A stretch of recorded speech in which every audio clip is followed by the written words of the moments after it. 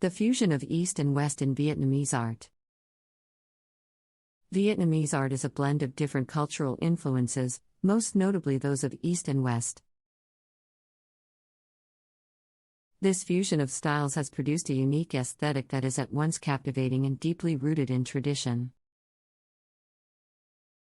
From literature to painting to architecture, Vietnamese artists have long been known for their inventive use of form and color, even as they draw inspiration from diverse sources. One of the defining features of Vietnamese art is the way that it incorporates elements from other cultures. Beginning in the early 19th century, Vietnam began to experience a period of increased contact with the West, particularly France. Until this time, Vietnamese art had been primarily influenced by the artistic traditions of China and Japan.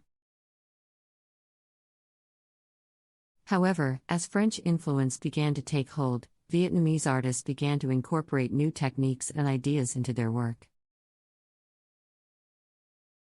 One of the main ways that this influence can be seen is through the use of Western techniques such as perspective and shading. Prior to French colonization, Vietnamese art had typically been two-dimensional, with a focus on bold outlines and flat colors. However, under French influence, artists began to experiment with more lifelike representations of the world around them.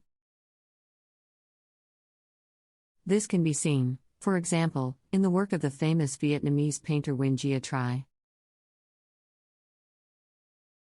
Born in 1908, Tri was one of the first artists to blend traditional Vietnamese techniques with Western ones.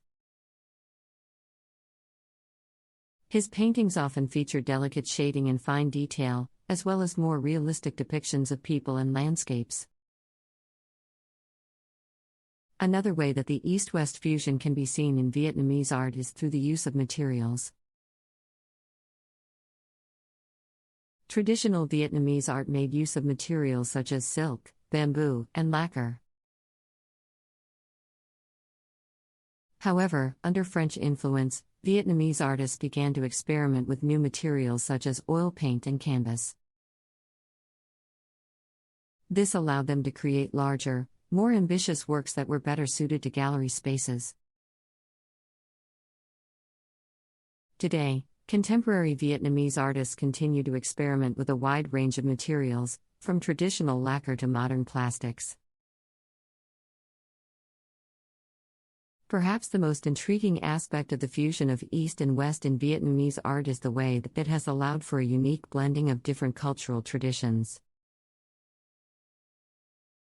In many cases, the result is something entirely new and unexpected. For example, in Vietnamese literature, one can find works that draw on ancient Chinese poetry, French Romanticism, and traditional Vietnamese folk tales.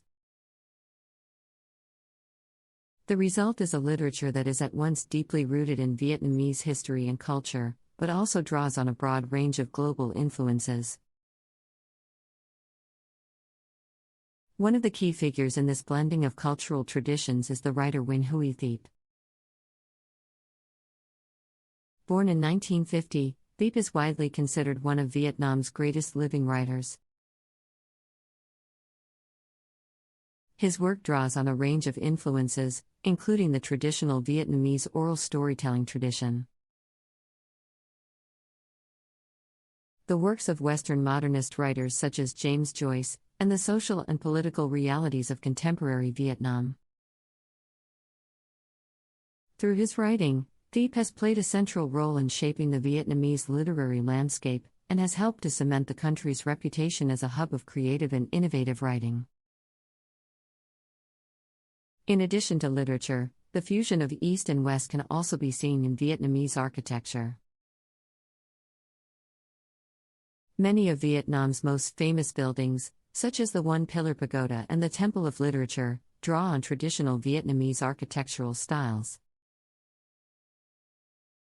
However, these buildings have often been influenced by Western architectural forms as well.